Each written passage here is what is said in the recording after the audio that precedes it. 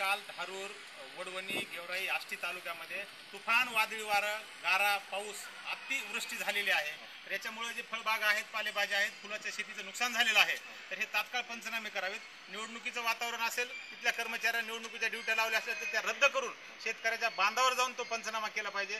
वास्तव पंचनामा करून हेक्टरी 50,000 रुपयाची मागणी केली पाहिजे, असं आम्ही राष्ट्रवादी काँग्रेस पार्टीच्या वतीनं जिल्हाधिकारी मॅडमला आता निवेदन देत आहोत. काय कृषी सेलचे तुमच्याकडे पद आहे राष्ट्रवादीचं, काय नेमकं पाहणी केली? शेतकऱ्याच्या बांधावर प्रशासन पोहोचलंय का?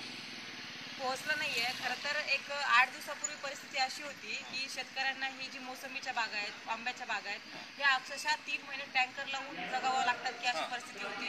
पण ज्या गावामध्ये अशी टँकर लावून बागा करण्याची परिस्थिती होती त्याच भागामध्ये आज गारपीट झालेली आहे. आणि टरबुजाला आज बघितलं तर ईदच्या निमित्ताने एवढा चांगला भाव होता. आज हेक्टरी नाही म्हणलं तर शेतकऱ्याचं 70 ते 80,000 रुपयाचं नुकसान झालेलं आहे.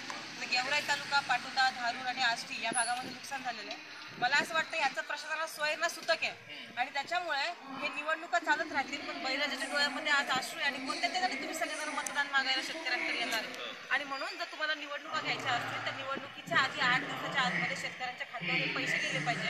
50,000 रुपये हेक्टरी अनुदान भेटलं पाहिजे. अहो घरं तुटून पडली आहेत, जनावरं सुद्धा मेलेले आहेत, या दुःखामध्ये शेतकरी आहेत. आणि अशा परिस्थितीमध्ये प्रशासनाने फक्त वेळ न दवडता 50,000 रुपये जर सरकारनं हे केलं नाही तर निवडणुकीमध्ये प्रचंड मोठ्या रोषाला सरकारला बळी पडावं लागेल.